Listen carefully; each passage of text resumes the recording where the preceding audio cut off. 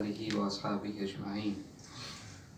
پیار و محبت سے توجہ کے ساتھ الصلاۃ والسلام علیک یا رسول اللہ. الصلاۃ والسلام علیکم یا رسول اللہ. الصلاۃ والسلام علیک یا حبیب اللہ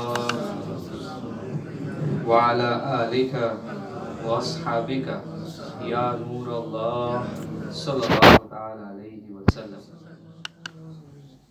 الحمدللہ، جیسا کہ بتایا گیا کہ یہ رمضان مبارک کے آخری لمحات ہیں موسٹ لائکلی، اور یہاں بیٹھ کے we should just, whilst we are sat here, try and reflect over the past month and just think about where we are heading. In 1 hour, a lot of things will change. This beautiful month will have passed. Our enemies will be out in the open, کہ دشمن رہا ہو جائیں گے، جہنم کے دروازے کھول دیے جائیں گے. The doors of Jahannam will be open. کتنے سارے چینجز ہو جائیں گے within 1 hour. ہمیں تو پتہ نہیں لگے گا. It's just like the same evening.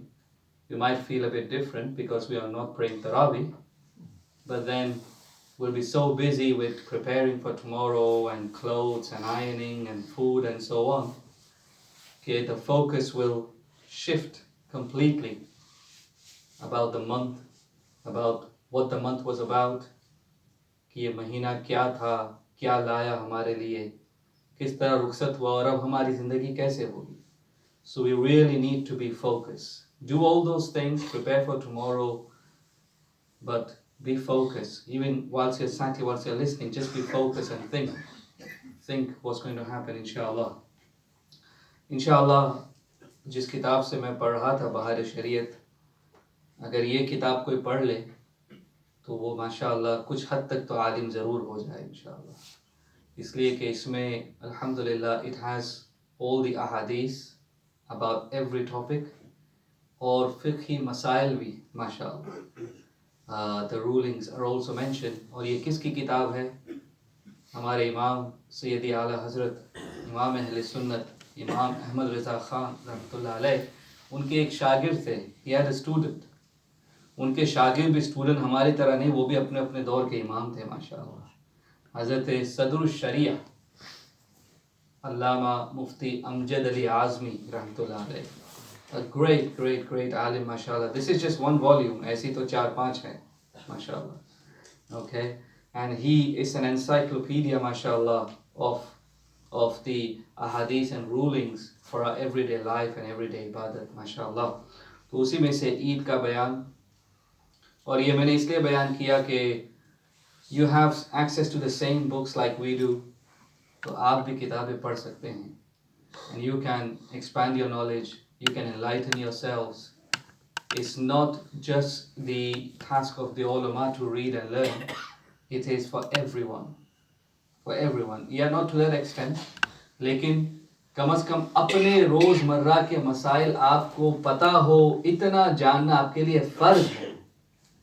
It's فرض upon you.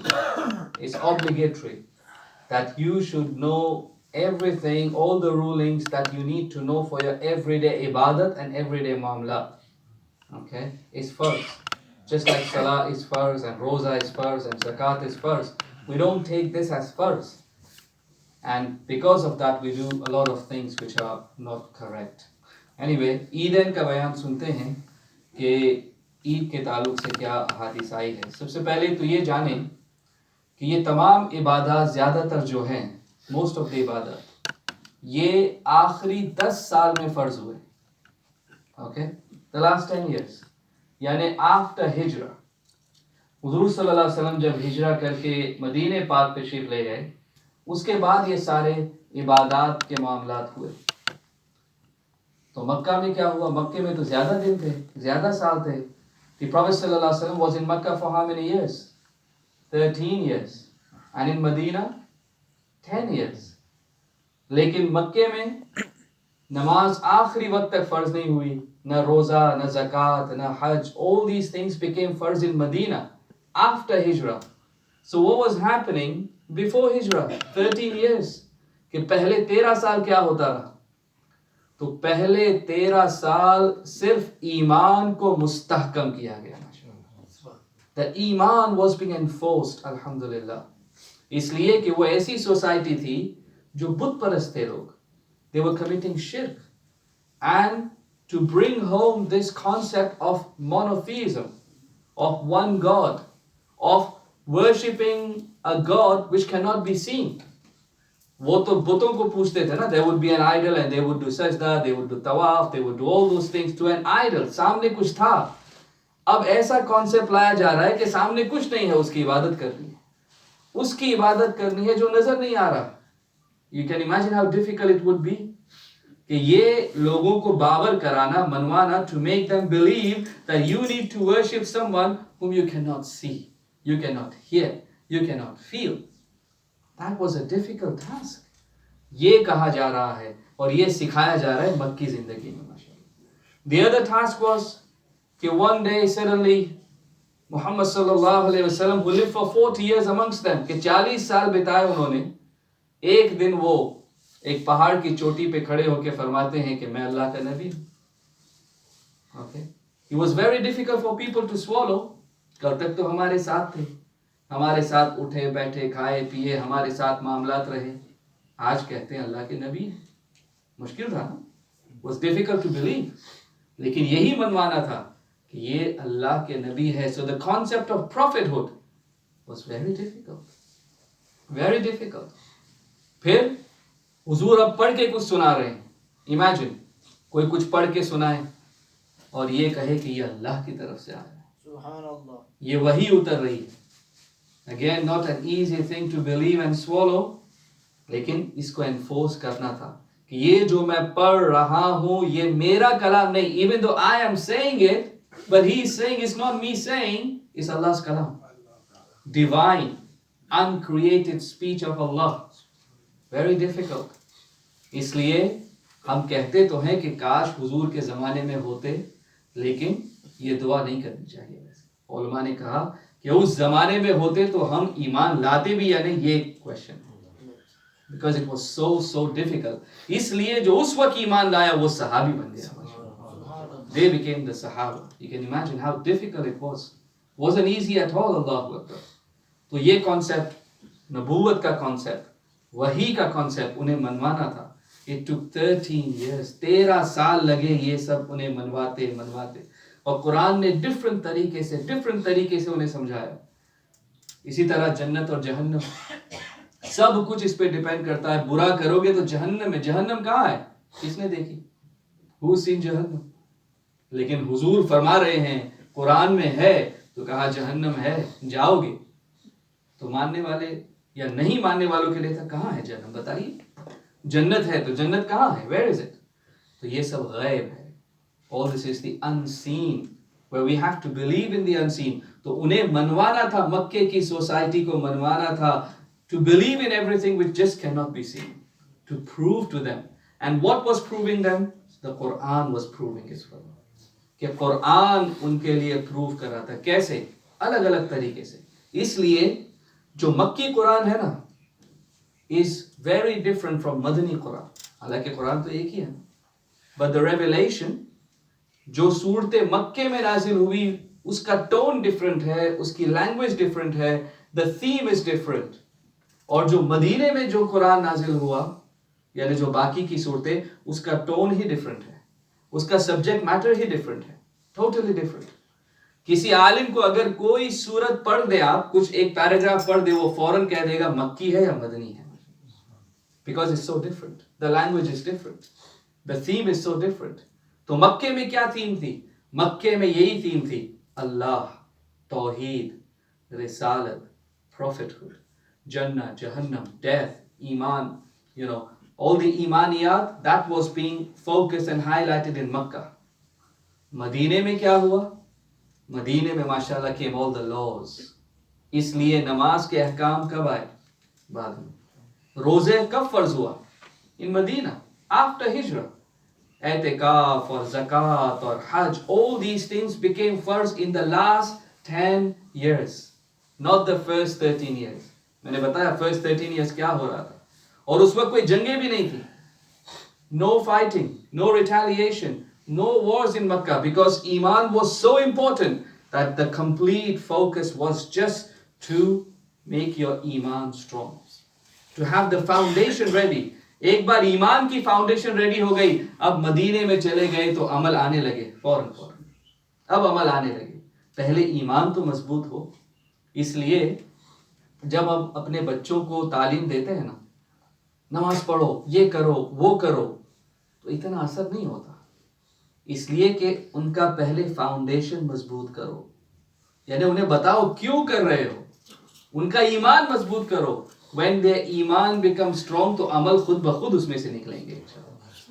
جو 13 سال مکی زندگی میں ہوئے, اب صحابہ جب مدینے میں آئے تو انہیں کہنا نہیں پڑا شراب حرام حرام, سود حرام حرام, نو پرابلم. اگر اس کو مکے میں حرام کرتے they would not be ready for it. وہ تیار نہیں ہوتے, اس لیے کہ ایمان ابھی مضبوط نہیں ہوا. مدینے میں ایمان مضبوط ہو گیا, اب جو چاہے حضور کہے یہ حرام تو حرام, یہ حلال تو حلال. انشاءاللہ ایمان اتنا مضبوط ہو گیا الحمدللہ. اسی لیے پھر روزہ بھی وہاں, اگر مکے میں کہا جاتا پہلے کہ ابھی 20 گھنٹے کا روزہ رکھو, کھاؤ نہیں, پیو نہیں, don't do any thing, would be difficult, isn't it? would be difficult. لیکن جب ایمان مضبوط ہو گیا, اب مدینے میں آ گئے, now they are being told کہ اب پورے دن روزہ رکھو. پہلے تو روزہ کیسا تھا پتہ ہے, صرف روزہ رکھنا تھا, افطار, as soon as you do افطار پھر دوسرا روزہ شروع ہو جائے. پہلے روزے ایسے تھے.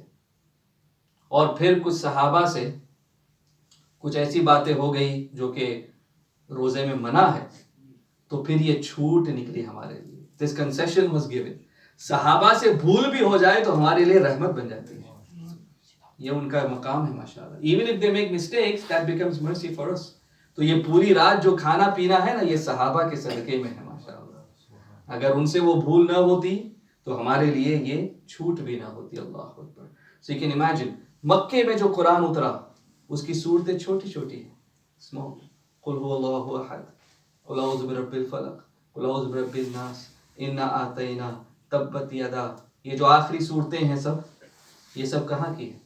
مکے کی. why are the surahs so small? اس لیے کہ مکے میں کسی کو سننا نہیں تھا قرآن. they didn't want to listen to قرآن. کافر تھے تو وہ اپنے کانوں میں انگلی ڈال دیتے. they would start making noise. حضور آتے, there is a group of people, وہ باتیں کر رہے ہیں, حضور آتے, میں تمہیں کچھ قرآن سناؤں, میں تمہیں کچھ وحی سناؤں, تو وہ زور زور سے باتیں کرنے لگتے, اپنے کانوں میں انگلی ڈال لیتے. سننا نہیں ہے, سنو گے تو اثر ہو جائے گا ماشاءاللہ. if you listen it's going to impact on you, it's going to influence you. so they didn't want to listen. اس لیے صورتیں چھوٹی چھوٹی آئی, حضور تھوڑی دیر میں بتا کے چلے جاتے. قل هو اللہ پڑھنے کتنی دیر لگتی, hardly any time, isn't it? so the surahs in Makkah were very small. The Prophet ﷺ could read it very quickly. اب مدینے میں آئے تو مدینے میں تو ماشاءاللہ مسجد نبوی ہو گئی. اب صحابہ آنے لگے, بیٹھنے لگے, congregation started to take place ماشاءاللہ, people started to come and sit in the masjid. They had more time. اب سورہ بقرہ نازل ہو رہی ہے ماشاءاللہ. سورہ بقرہ 2.5 سپارہs ماشاءاللہ. Why? Because people had time. They were ready. They wanted to listen. اب سورہ بقرہ آ رہی ہے. You see the difference? کتنا ڈفرنس ہے وحی میں, کتنا ڈفرنس ہے قرآن میں, مکی قرآن اور مدنی قرآن ماشاءاللہ. تو الحمدللہ روزہ فرض ہوا مدینے میں, اور اس کے بعد حضور نے روزہ رکھنا شروع کیا. the 10 years تو روزے بھی رکھے ماشاءاللہ, اور اسی کے ساتھ اعتکاف بھی فرمایا. کچھ لوگ very fortunate ones, خوش نصیب ہے, اعتکاف میں بیٹھے ہیں. تو یہ بھی اعتکاف in the last 10 years of the Prophet صلی اللہ علیہ وسلم. حج بھی بعد میں, زکوٰۃ بھی بعد میں. all these laws are coming after in Medina, after migration, after hijrah. تو پھر عیدین کے حوالے سے کچھ احادیث الحمدللہ ہم سنتے ہیں کہ اللہ تعالیٰ نے قرآن میں فرمایا وَلِتُكْمِلُوا الْعِدَّةَ وَلِتُكَبِّرُوا اللَّهَ عَلَى مَا هَدَاكُمْ. ایک چیز ہے تکبیر, تکبیر اللہ اکبر, لا الہ الا اللہ واللہ اکبر, اللہ اکبر وللہ الحمد. کل ہم پڑھیں گے ماشاءاللہ. قرآن میں جو پیسج ہے جس میں اللہ نے رمضان کا بیان فرمایا, تو اس میں فرمایا لِتُكَبِّرُوا اللَّهَ عَلَى مَا هَدَاكُمْ, کہ یہ رمضان کیوں آیا, Why did Allah Ta'ala give us Ramzan? So that we get to know کہ تکبیر اور بڑائی تو صرف اللہ کی ہے. ہم نے جان لیا کھانا پینا جس